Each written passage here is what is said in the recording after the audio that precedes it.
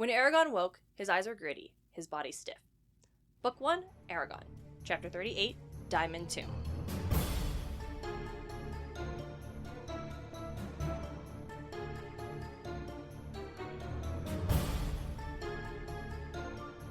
Welcome to Eragon and Back Again, a podcast where we explore Christopher Paolini's inheritance cycle, one chapter at a time.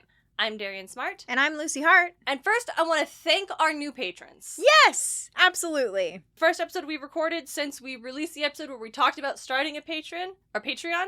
So, first thing right off the gate. Yeah. I told Lucy the story, but I feel like it'll be good to share. We got our first patron. I texted my girlfriend to tell her I was so excited. Like, we already got a patron for the Eragon podcast.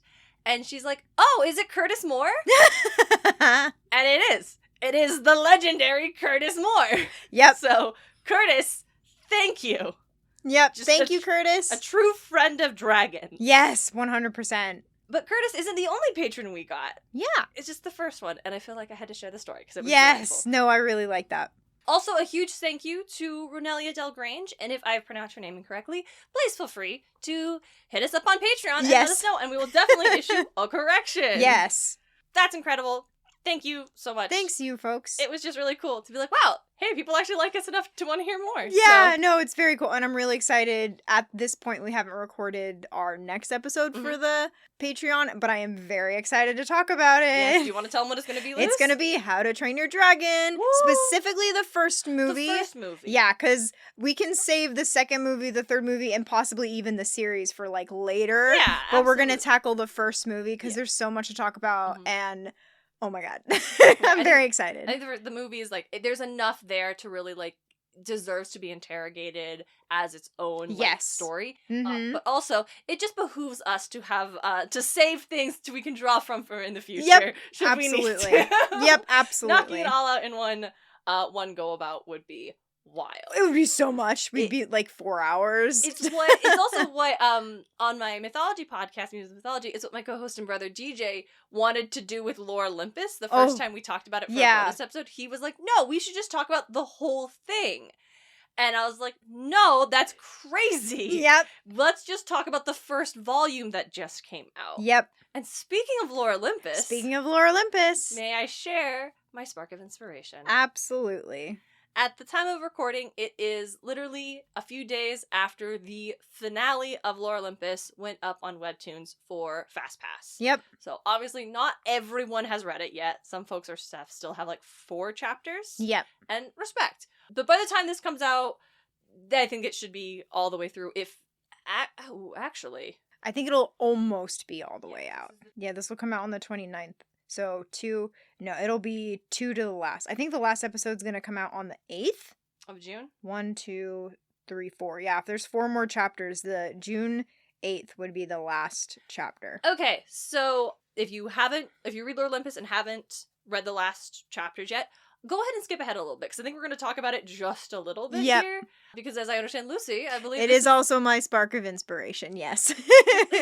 I have been reading Lore Olympus since before the first hiatus. Yep. So I swear, like 2018. Yep. Or whenever, like it's been years. Yeah, like definitely. There was maybe 18 updates when DJ, my brother, suggested I read it. So it is the idea of getting the rightful ending to a story is so elusive and uncommon these days, I think, for a lot of media. Mm-hmm. I've gotten into a lot of shows that I've really, really liked. Yeah. That were subsequently canceled. Yeah. And sometimes they were canceled with enough notice for the storytellers to be able to, like, course correct. Yeah. And have an ending. And sometimes they were canceled on a note that can serve as a satisfying conclusion. Yeah. But it still comes with that acute knowledge that this was not the end of the story. I did not get the complete story. Yep. Simultaneously, sometimes you get the complete story, and the ending is such, like, an unsatisfying bummer. Agreed. It feels rushed. It feels like someone got, especially in, like, webcomics. Yeah. Comics sometimes it definitely feels like this wasn't satisfying, and you could feel that it's because someone just wanted to be done with it. Yeah. So, which unfortunately does happen sometimes. Yeah. And with Lore Olympus, it is so delightful to have gotten the full story that Rachel Smythe wanted to tell, knowing that she had creative control over the whole thing. Yeah. And that this is the ending as she decided. Yes. She chose when she was done with it. Yep. And that is... And it's a satisfying good ending. It's just a really satisfyingly good ending. And it's like, for me, it's like, I know it was a satisfyingly good ending because not only was I sad that it ended, as I feel everyone would feel sad when something they love comes to an end, but it also made me happy. Yeah. And I think that was like the good thing. It wasn't even bittersweet. It was both a sad and happy feeling. Yeah. It was very unique and when I finished it. And it was just so freaking good. I really hope that there is a poster release of Persephone and Hera and Midas. Rhea, Midas, and then Gaia. Yeah. I want that as a poster so fucking bad. It was really cool. That was really cool. Yeah. And I feel like, talking about the finale, it's like, we've known this ending has been coming for over a year. Yep. I somehow missed that original announcement until about 2 months ago. And I was like, wait, what do you mean? You're like, wait. Why have we been building to Troy? Yeah.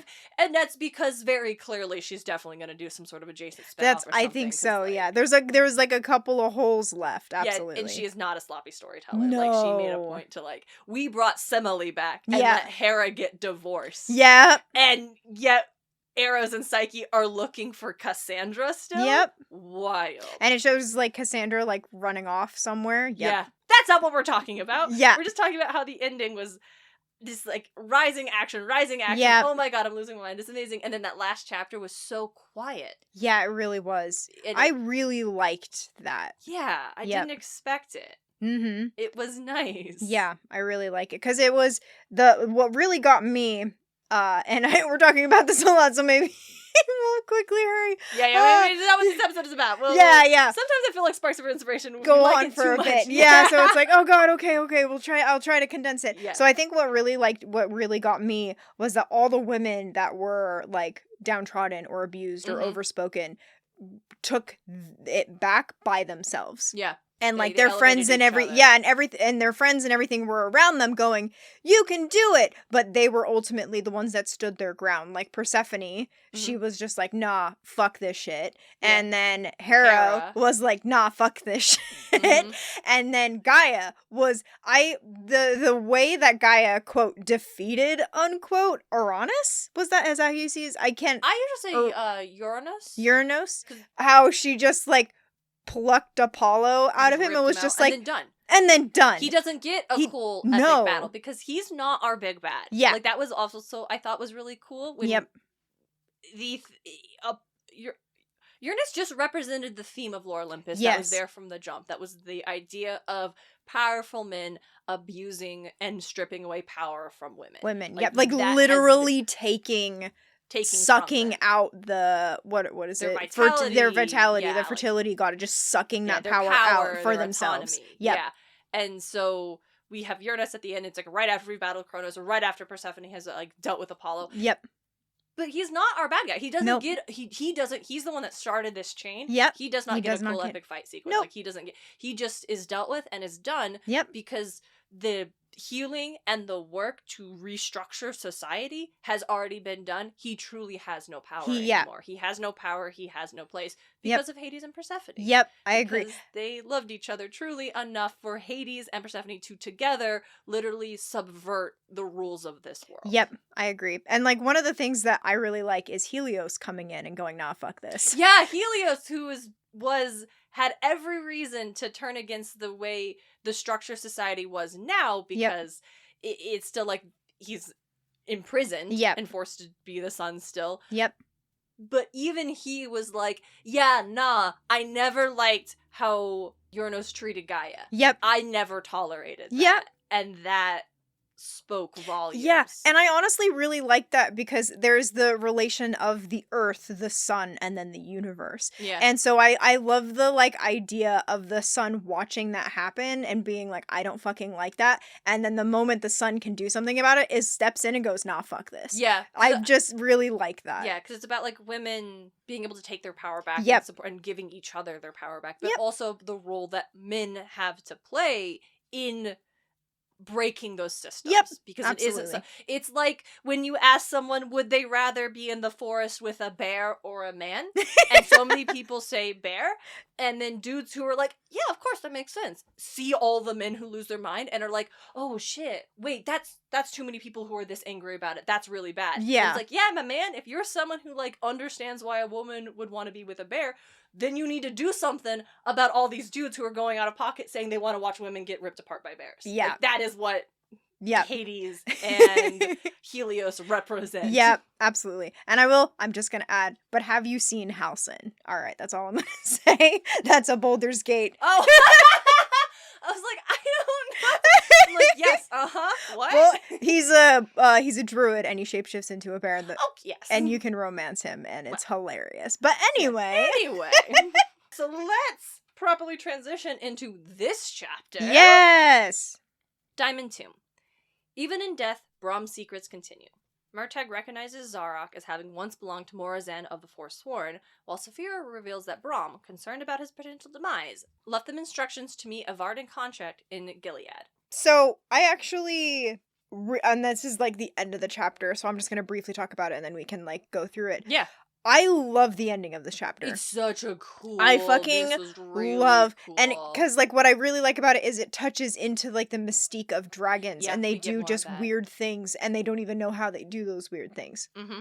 That's all. We could talk about more of that at the end, but I just wanted to, like, right off the gate. Right, I was that's the thing about the chapter, the Diamond Tomb. Yep, yeah, and that's like, and it's also like when I started, when we both like sat down to reread this book again, this was the first image in my head. Really? Yeah. I don't, it's always like, bam, right there. Cause it's just so fucking cool. It's so fucking cool.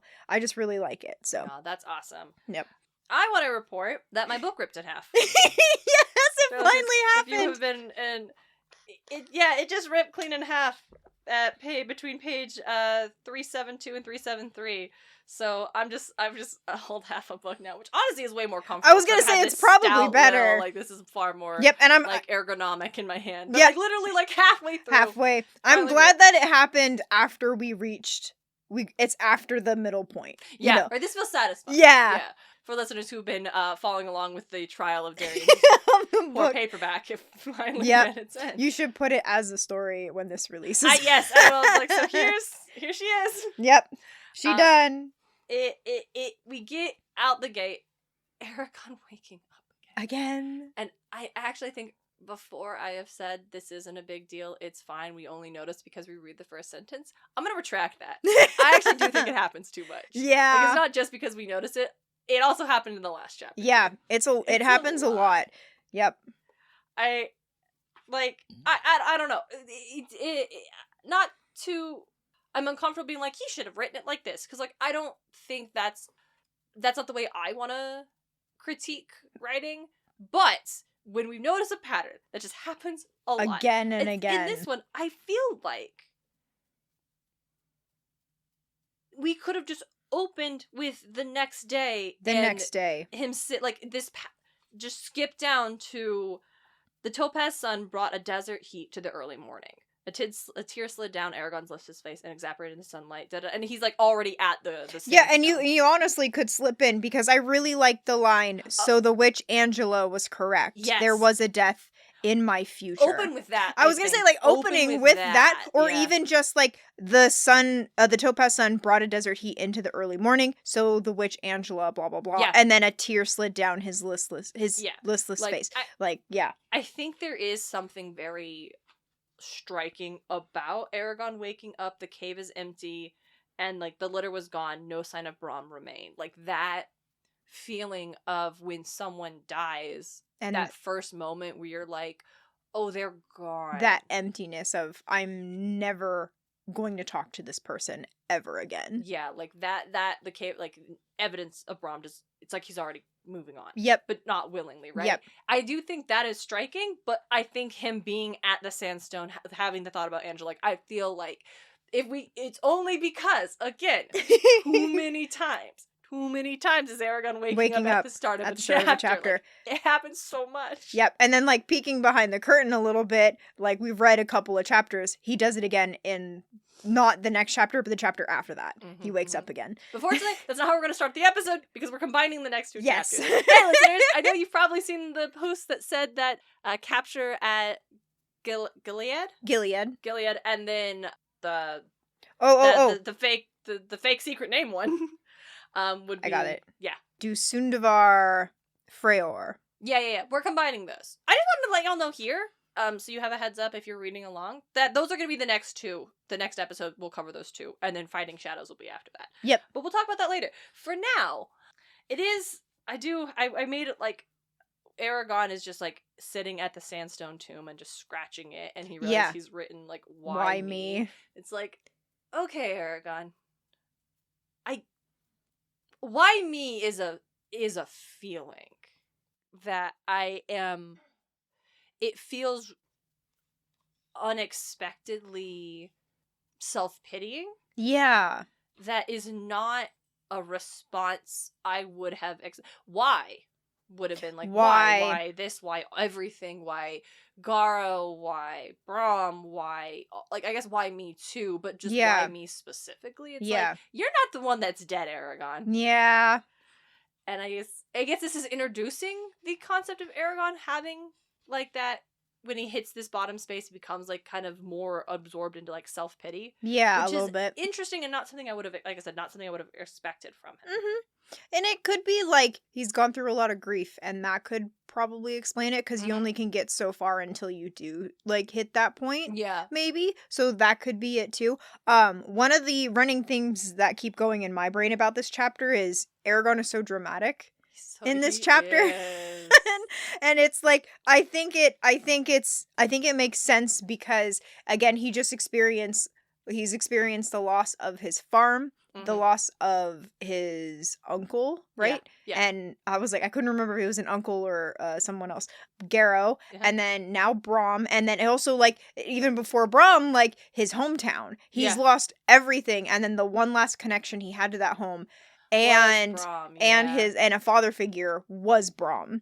And so I think he's just hit this point where he's just like, his emotions are just running high, and like feeling like the world is crashing down on him, which it basically is. That's so that's a great analysis. So I think, and it's also for a 15-year-old, I'm like, I'm reading this and I'm like, this is really dramatic, but I'm also like keeping in mind, and maybe it's like, maybe Paolini didn't really necessarily was thinking about that when he was writing it, because he was also the same age as Eragon, and like when you're 15, everything seems very dramatic, like and you personally, it's just everything's going on, and you think really dramatic things, and you want to do dramatic things, so it could be that. But I like the thought of Eragon has experienced all of these things, and he's just like feeling so much. Yeah. And so he's just like, you know what? Fuck it. I'm just gonna go full ham into it, kind of thing. He is. Yeah. I want to, like, what's the other thing he says? I think it was dramatic. The Zarok. When he gets Zarok, and he's like, from this moment on, I'll live by the sword.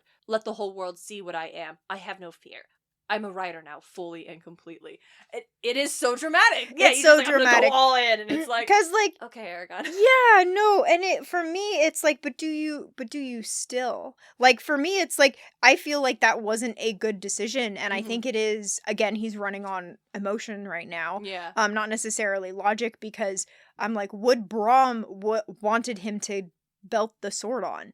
No, because it's like, how, like, as Murtagh shows, like, how recognizable is that blade? Yeah, right. Like I don't, and it could be like, we understand the history of Zarok. Yeah, and so it's like, we're like, that's really a bad move, and that could be where that's coming from. But he belts it on, and immediately this stranger that he doesn't really know about is like, that's a fucking forsworn blade. Yeah, like, why do you have that? Yeah, and it's like, hey, yeah, this dude who's just rolled up is like, and he's so pissed about it. He's so mad. Murtagh is mad. Yep. That Eragon has this sword. Yep. And then in just completely incredulous when he's like, I thought, because he sees it and he's like, oh, you're just running around with this awful weapon, blade. What I like, symbol. really quick, yeah. I like Saphira's description of Morzan's butchery. I love that description. Anyway, so I'm sorry, continue. No, please. Yeah, that's great, because that levels through, like, it gives us context, and even Saphira, this dragon, is like, fuck that sword. Yeah. And because it is, like, even Eragon thinks about how, like, oh, it killed riders. Yep. And we also know if you kill a rider, the dragon often dies too. Yep. Like, and it's also like he's probably like rider but also dragon. Probably like he like all this sword has a lot of spilt blood on its hand, on its blade. I said hands. It doesn't have hands. On its hilt, on its blade, yeah. And it is, and then Murtagh is so angry about him having it still, because I like what he says. I thought you were a foe of the Empire, yet here I find you bearing one of the four swords, bloody swords. Like, he is like, it's like, not only is like, hey, this weapon has bad history, but by carrying it, you are symbolically aligning yourself with that history. Absolutely. And Eragon's just like, oh, damn, really? I had no idea. And he's like, Brom never told you? It's like, and then my biggest fucking irk about this chapter, there's like a couple, I think this is like, this is my biggest irk of this chapter. Murtagh goes, that's strange. I can think of no reason for him to have concealed it. And Eragon goes, neither can I. But then he kept many secrets. And then in like the next fucking page, he's talking to Saphira and he goes, I understand now why Brom didn't explain Zarok's origins when he gave it to me. If he had, I probably would have run away from him at the first opportunity. I underline that. I'm like, would you have? Yeah. I'm like, I don't know if he would have, but I'm also like, so you can understand. So you can think of a reason why he wouldn't tell you. Yeah. Why did you say you can't? Okay, it's fine. I guess it, like, later on, he's like, yeah, but it's like, except that if Brom had told him this sword belonged to Morzan, I have it because I killed him. Yeah. Would you have bounced, or you've been like, okay, cool, man? Yeah. There's the reason that Brom, we can deduce, based on Brom just keeping secrets. He's like, I don't know why he wouldn't have told you. Well, he kept many secrets. Yeah, for like funsies, it feels like, to be honest. Like, I get later on, we'll probably get more about like reasons why Brom was so secretive. Fear of betrayal, fear of like, there are reasons why people don't tell secrets, even though he very clearly wanted Eragon to have this information. Yes. Like we unpacked in the last chapter, he's desperately trying to tell Eragon on his deathbed. Yeah. And we know that Saphira already knew. Yep. And so very clearly, like, it's not like there would have been no chance for Eragon to have learned this once Brom passed, if it didn't come from Brom, because Saphira knew from the moment he touched for the first time. Yep, and that really explains, like, I think I highlighted it, because when Brom held still as she sniffed the air, and then he extended a hand to her. Saphira slowly bowed her head and allowed him to touch her on the brow. With a snort, she jerked back and retreated behind Eragon. Her tail flicked over the ground. What is it? He asked. She did not answer.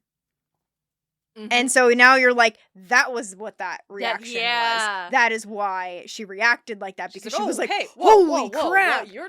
Wild. And in that moment, she probably doesn't answer because Brom is asking her, do not tell her, please do not tell. Yeah. And he's like, why didn't you tell me? He asked me not to.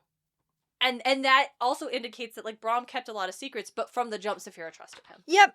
Because absolutely. She knew he was a writer the whole time, so she had no reason not to trust him because he is a writer. Eragon is a writer. Why would I not trust Brom? Yep, absolutely. And I really like this of Eragon decided not to make an issue of it. Yeah. And I really, really, really like that. Yeah. That he wasn't just, how dare you, how dare you? But I do think, like, a little bit down, he does get mad because she also reveals that Brom told her where the Varden is, how to get to the Varden. And that's when he's like, what the fuck?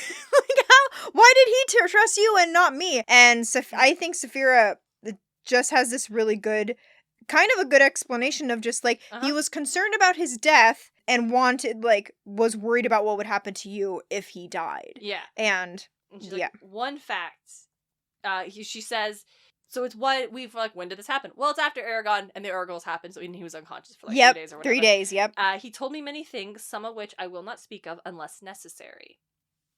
And so, like, one fact he imparted to me was the name of a man, Dormand, who lives in Gil'ead. Gil'ead. He'll help us find the Barden. Brom also wanted you to know that of all the people in Allegasia, he believed you were best suited to inherit the writer's legacy. Yep. And so it's interesting. It's like, he did want Eragon to know these things. That's why he told it all to this, and clearly more to Saphira. Yep. Knowing Saphira would be able to impart this information to Eragon. Mm-hmm. But on his deathbed, he desperately wanted Eragon to know it from him. Yes. Like, it's like he always planned to tell Eragon. Yep. Like, for whatever reason, for him to have kept these secrets, he wanted Eragon to know, but more importantly, he wanted Eragon to know from him. Yep. He wanted Eragon to know him. And set up systems just in case he didn't have that opportunity. Yep. So it is interesting, but also it's like, oh, maybe if Brom had just been like, yeah, this sword used to belong to one of the greatest villains in the Empire's history. Don't worry why I have it. Yeah. Eragon probably would have been like, I'm gonna leave. I actually am gonna worry about it. Yeah. Though. But if he'd been like, oh yeah, I have it because I killed him. Yeah. Eragon would be like, tight, man. Yeah, that sounds rad to me. Yep. I trust you. And it's like, but then it would have to be like, well, how could you have killed him? How could you have killed him? I'm a dragon rider too. And it would have required just being upfront about, hi man, I used to be a Jedi Knight. I fought with your father in the Clone Wars. Like, I don't know. Yeah. But it ends the same way, I suppose. Yeah. Yeah.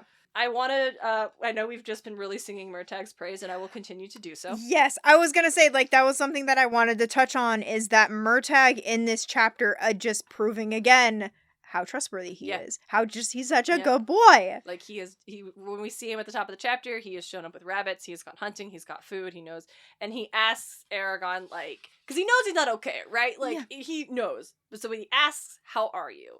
Very ill. Murtagh considered him thoughtfully. Will you recover?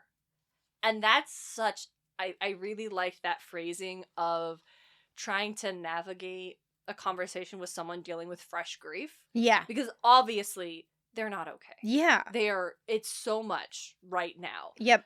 But it is for Murtagh, who, for whatever reason, he reveals later he did hear about a dragon rider. And he's like, I want to circle back to that, because, like, how? Yeah. Who? From whom? Yeah. And so he's been following the Razak specifically because he's like, I bet I could lead them to they'll lead me to the dragon, his rider. And he's like, I thought you were going to kill them. Or I thought you wanted to kill them. Yep. I do, but if I had, I never would have met you. And it's like, does Paolini know what he's writing here? Like, this is incredible. I love them. I'm so glad we have Murtagh now. Yep. But that question of, like, will you recover? Yep. I don't know you as a person. I don't know how you deal with grief. I don't know how resilient you are. And so if you are the kind of person who, for whatever reason, this is not a judgment on anybody or anyone's how they deal with grief, but if this is a thing that will break you and you will never recover, I do want to know. Yep. Because that's going to navigate my plans and how I respond. And how we move forward. How we move forward. But so I think asking Eragon, not like, will you be okay? How long do you, like, whatever. Just the question, not a timeline, not an expectation, not anything else, but just, will you recover? Yep. And Eragon, he just shrugs, doesn't really respond. Yep. He just has, like, hey, like, it's, like, probably a bad time, and I get you're dealing with a lot, but, like, hey, was that the Brom? Like, the dragon? It's like, wait, what do you mean? And that's another thing that makes Murtagh so interesting. Yep. Is that Eragon always knew his name. It's like not like Brom was running around with like old Ben, right? Yeah. He was running around calling himself Brom the whole time. Yep. And maybe it's a hella common name. Yep. But Murtagh's out here being like, hey, is that the Brom? Yeah. The dragon rider? The one who helped steal a dragon egg from the king, chased it across the empire, and killed Morazan in a duel. It's like, that also helps recontextualize Brom for us, because this total stranger knows knows his story. Yep, I agree. But Eragon didn't. No. That story never made it to, I don't even know if he knew Morazan was dead. They certainly didn't know about the egg. Yeah. Right? No one knew any of that. Yeah, no one knew about the egg. Or that there was a dragon rider named Brom. Like, that isn't information that granted, this local storyteller was the one gatekeeping those stories. Yeah. But it gives a little more on, like, this dude knows what's up.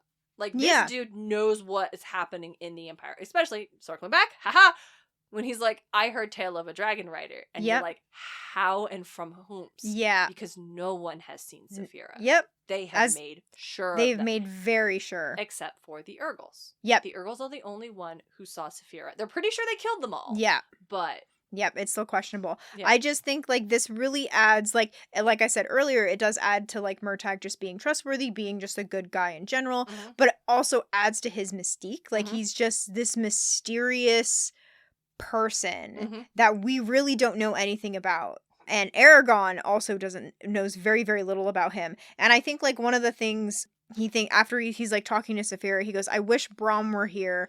He would know if we could trust Murtagh or not. But it's again and again, like, Eragon chooses to trust him. And, like, one of my big things, too, is that when they're leaving, they doused the fire, packed, and led the horses out of the cave.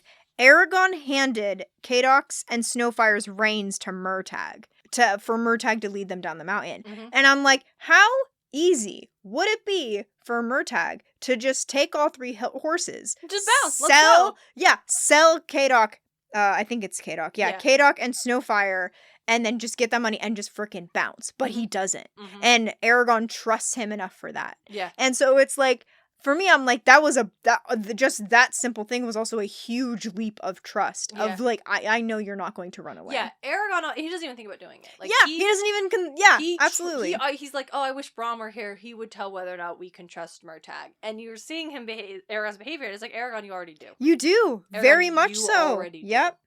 And he asked Saphira's like, listen, he's already, like, seen us, so, like, we might as well keep him around. Yeah. Even if he is, like, above board and isn't going to intentionally betray us, he might not have a choice in that matter. So might as well keep him close. Yep, absolutely. But it is, it's striking. Yep. And I do like, because, like, we get this, like, Murtagh knows Brom's history, like, almost, like, right off the bat.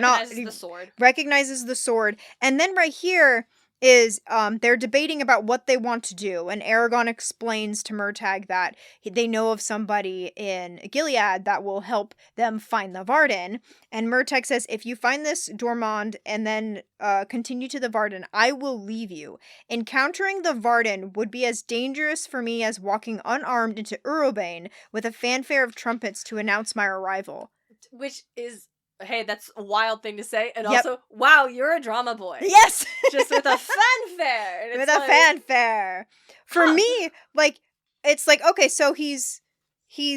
Because it pairs with... Sorry, No, go ahead. He earlier says how... He's like, oh, I'm going to stay with... I'll travel with you. He's like, it's the best thing for me anyway. He's like, but I want you to know, but I must warn you, the Empire is searching for me. There will be blood over it eventually. Yeah. So if he's like, already like, listen, the Empire wants me so bad, like... someone's blood is going to get spilled over. Simultaneously, it would be equally as dangerous for him to go to the Varden. And you're just like, who is this person that has not only the rebellion against them, but also the Empire? It's like, and that also situation is like, there is nowhere safe for this person. Murtagh is not safe anywhere. Yeah, this person who rescued our boy. Yep. Tried to patch him up. Who went hunting with Saphira. Like, in the beginning, when Eragon wakes up, he's like, Saphira's gone. And he's like, where's she at? And he's like, oh, well, she was with me for a while, but she took off. And that's fascinating. Yes. Like, and maybe she was keeping an eye on him, but, like, and comes with Breakfast, who has been, like, nothing but helpful. Yep. Is someone that both of these warring factions, the one who is, explicitly evil, and then the one who we can assume is, like, on the side of good, if they're against the explicitly evil Empire. By both assumption. Would be dangerous for this person. It's like, then what's up with that? Yeah. Because you seem like a nice dude. Yeah. And even Saphira trusts him enough to be like, yeah, we should keep him with him for strategic reasons, but if she thought he was dangerous, she would just kill him. She would just kill him. Absolutely. She absolutely. And that's a thing, like, she, and I also think, like, just, like, based on that too, is like, if she saw him as a threat, absolutely destroy him. Mm-hmm. But I also think that I feel like she feels from Eragon probably a like towards Murtagh. Yeah. And she doesn't want, and Eragon's alone, and so she wants him with another 2-leg kind of thing. She needs another person around to take care of, Humans need other humans. Yep, and then it's not to mention... Saphira also knows the feeling of deep loneliness. Yes. Being the only one. Oh, absolutely. Mm-hmm. And it's she doesn't also... want Eragon to feel that. Yep, absolutely. And not to mention that Eragon's ribs are still healing. Because that was like one of the things when she gets back, she asks... I love that she laid her big blue head on the floor and asked. So I love that feeling. It's almost like a dog that comes in and just sits down and then there's like looking at you.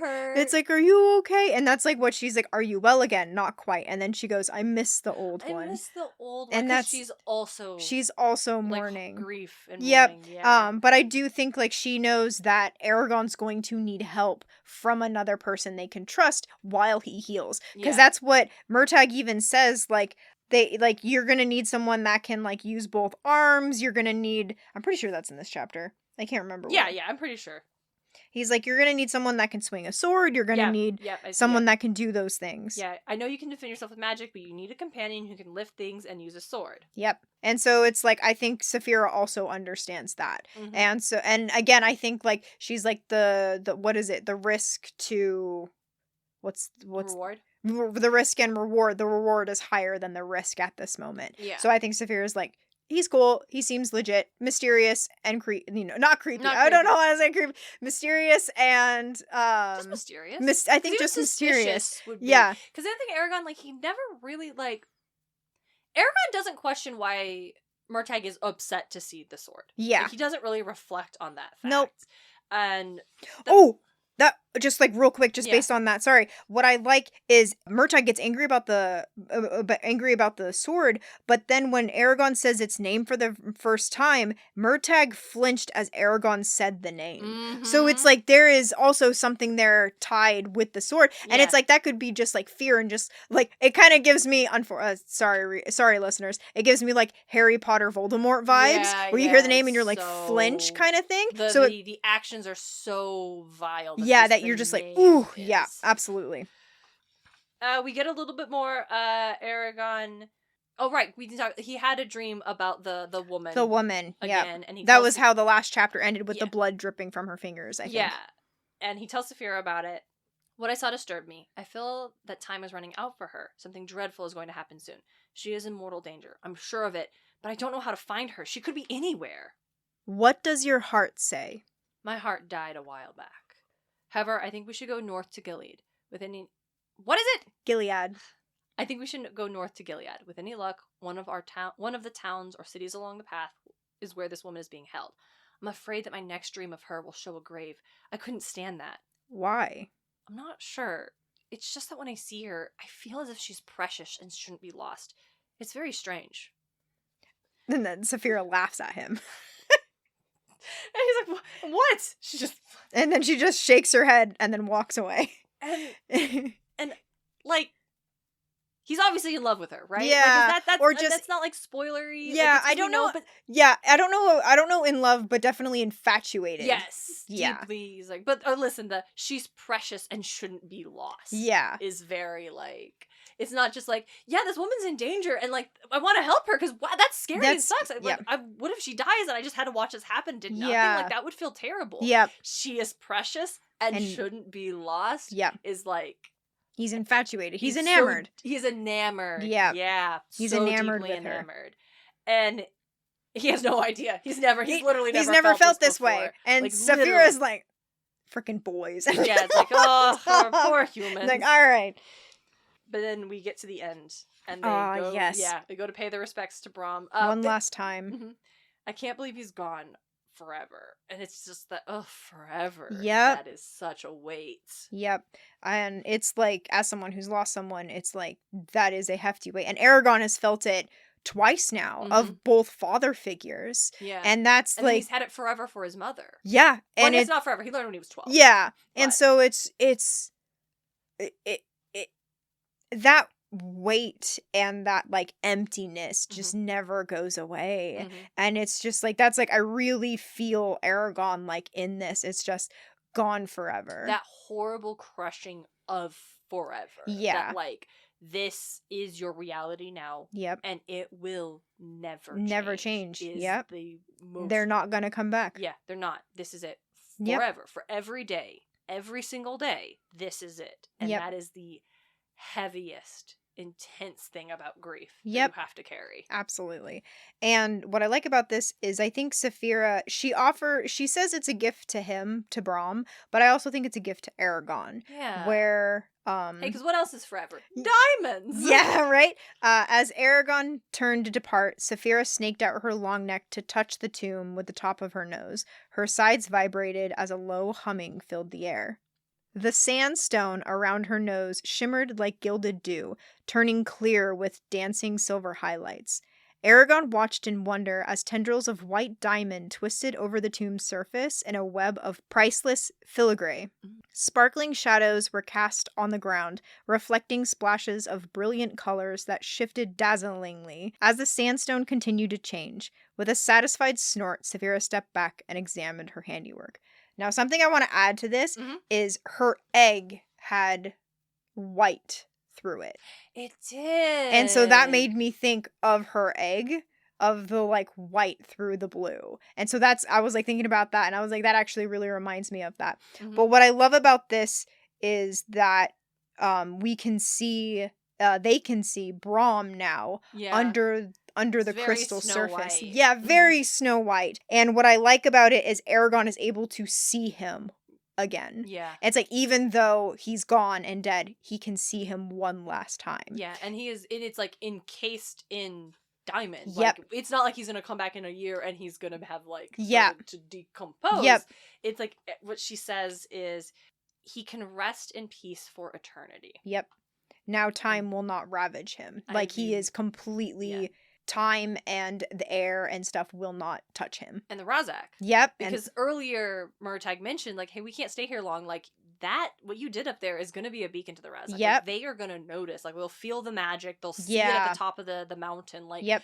And what would happen when they find Brahm in a sandstone tomb? Like, they would break it open, take his body to the king. Yeah, or like, just like... Or just destroy it in destroy some way. it, like, because they're like, fuck this guy. Yeah, something bad, yeah. So Saphira, like, turning it into diamond truly protects his body forever, because it's like, I don't care how powerful you are, you're not messing with a diamond tomb created by a dragon. Yep, absolutely. Like, I don't care what you're gonna do. And it's also like coming back to like protecting his body is like Eragon can come back and see him whenever now. So I do think it's like I said, she says, I gave him the only gift I could, but she also, in doing so, it's a gift to Eragon as well. So he won't ever, like, we won't have a reflection of like what has happened. Like, if they know, it's a really beautiful It's a really beautiful ending. It really is. Too, and because he thanks her. Yep. Because he recognizes it's also a gift to him. Yep. It's just it's I don't know why. Out of the book Eragon, this book, that scene of the crystal diamond tomb always pops into my head. It's so good. And it's dragon magic, and it's just this thing you do in grief where sometimes you can create beauty. Yep. In your grief, trying, like, it is forever. And he's gone forever, but now time will never touch him. That is forever too. Yep. And it doesn't have to only be pain. Yep. I agree. So, Lucy, what do you think the writing takeaway for the chapter is? Oh gosh. You know what? Allowing your characters to grieve. Yeah. No, giving them grief. And if there's no time for that, like, if it has to, like, because Eragon has I would almost call it a luxury of a quiet moment. Yes. Like, it's not like they're still under threat. Like, he's got Murtagh there, he's got... If he had to run, they would not have gotten this. Yeah. So I think giving him, if there's no time for that, like, full experience of grief, still paying attention to, grief. Those details. Like, if they have suffered a loss, that, and if it's not there should be a reason for it, and not just like, it should come back later. Yeah, I agree. And I also think, like, Murtagh is like, hey, are you strong enough to travel? I have to do something or I'll go crazy. And, like, that's where he's grieving, and he's like, if I stand still, stand here, nothing is going to be done, and I can't stand that. And he's like, I have to move. And they're even talking, when he talks about going to Gil'ead, his voice cracks and he has to, like, collect himself for a moment. So it's like that grief is still fresh. So I think the writing takeaway would be, if there is a moment to allow your characters to grieve, let them grieve in a way that Absolutely. is very, like, because, like, that is very believable what Eragon does. Mhm. And, like, even, like, characters, like, also keeping in mind, like, it depends on what kind of character you want, but again, going back to Murtagh being like, will you recover? The sympathetic connection of understanding of grief.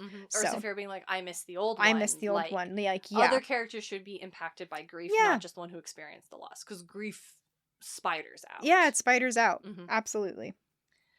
We've got so much good listener responses, and it's been like just a big chunk of time since we recorded last. I'm trying to figure out the best way to parse it out, and I'm just gonna double back, and so we're not gonna cover everyone here. I think I'm gonna save all the ones of like the loss for our next episode. Okay, and we'll cover it all there.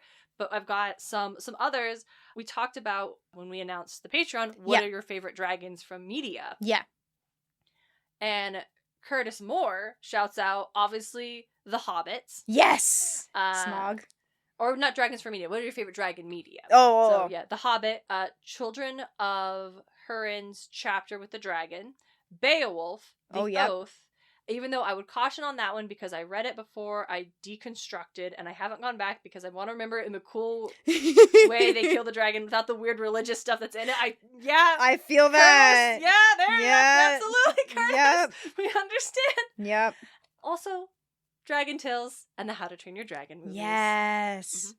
And simultaneously, at that one, Curtis shared their Gil'ead, my Dragon Rider short story, got accepted for an upcoming anthology which focuses on dragon stories. It's going to be called Dragon Dream. I love that so much. So excited. We'll certainly be talking about it once it comes out. Absolutely. Absolutely. Yeah, absolutely. And then Curtis also shared... when I was like, for the Murtagh chapter, I was like, what's your favorite big damn hero moment? Yeah. And he shared, my favorite rescue I've read recently is from Hank the Cow Dog, the case of the one-eyed killer stud horse. When Hank comes in just in time to save his owner's visiting cousins from the stud horse. It's one of the only heroic things Hank ever does, but he just jumps in, pretty sure the horse is going to stomp him to death. And like, I was not prepared for Hank the cow dog.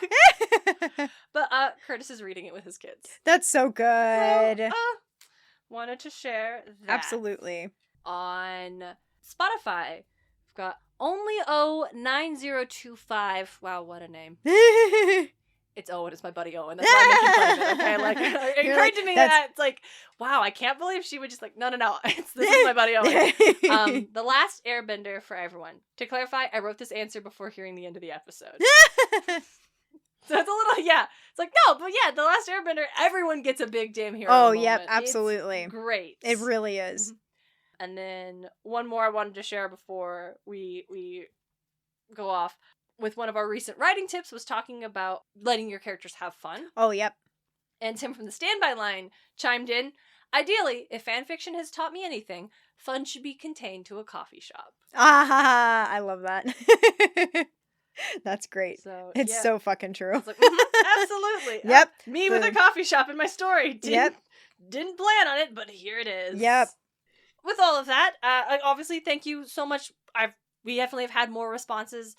If we shared them all, this is just going to be a long, and we're about to record multiple episodes in a row, so we got to sprinkle them on a little bit. That's why it's like, if you ever wonder, like, this seems like a weird strategy, we bulk record and we just make it work. Yep. So, but if you are listening and have any other thoughts about, obviously we do the prompt every episode, but we'd love to hear on Instagram, on Spotify. You could email us at eragonpod@gmail.com. Yep. But for this week, Luce, what do we want to ask? What do we want to do? I would say with Saphira's like unique like display of magic at the end would be like, what unique display of magic, like, kind of I want to stick with kind of on the smaller side, not like a giant thing. Yeah. Like, just like maybe like a really unique display of magic that like impacted the world in a interesting way or like a cool way or an emotional way. Yeah. I thought of one immediately. I was like, oh, maybe it's too small. No, it's perfect. Yeah. In the Shadowhunter books. Yeah. In City of Lost Souls, which is the like 5th book. Doesn't matter. One of the characters in this series his name is Magnus Bane. He's one of my favorite characters in fiction. He is a warlock. And the Shadowhunters are like they're not descendants of angels, but they have been blessed by the angels literally and have like so they have kind of a low level of magic they're able to use with certain items, and they have witch stones, witch light sun. What are the rocks? They have glowing rocks that use as flashlights because obviously they don't have technology. Don't worry about it. I can't remember what they're called right now. But they just glow a white light. And then at one point in the book, it's very sad. The characters are breaking up. It's so upset. Yeah. But Alec drops his and Magnus picks it up. And when they hold it together, it suddenly creates like this vibrant, like iridescent, shining rainbow of light. That's and so it's cool. like, why does it? I think it's called a witch stone. Like, why does it do that when Magnus holds it? Yeah. It's because warlocks are the children of a human and a demon, and his demon father is also a fallen angel. Ooh, so, very good. Just a very subtle little bit of this character lore. It adds, like, it makes this scene, like, oh, it's so... But, like, this one moment of, like, weird magic. Yeah. In a book that's full of weird magic. Yeah, but it was, like, one that stuck out. That one sticks out to me for a lot of reasons. Yeah, I love that. I think for me, I'm just gonna stick with. Oh yeah, that's great. I love like, it. So no one else I can love do it. it No one so else can do fucking Saphira much. and the Diamond Tomb because Lucy took that one. But I love it. There's also like a little other subtle magics like in the Eragon series, but we can't talk about them yet. we'll get there eventually. Yep. So thank you all so much for listening. We recognize this episode, like, it came out late. Thank you for your patience. Yes. Lucy moved into a new apartment. I did. I moved, and it's very stressful. Yes. It was chaos. The boxes everywhere. So many boxes. She sent me So a many picture boxes. and just with her little white Just VV poking cat up. sticking his head out. Oh. They're all on the balcony now. It's so funny. We have it closed because the light will come in, like, when the sun's setting, the light just, like, blares in. But it's like when we open the blinds, it's just boxes. Everywhere. Yeah. So, thank you for your patience. Thank and you. Until next time, she's Lucy Hart. And she's Darien Smartt. And this is Eragon. And back again.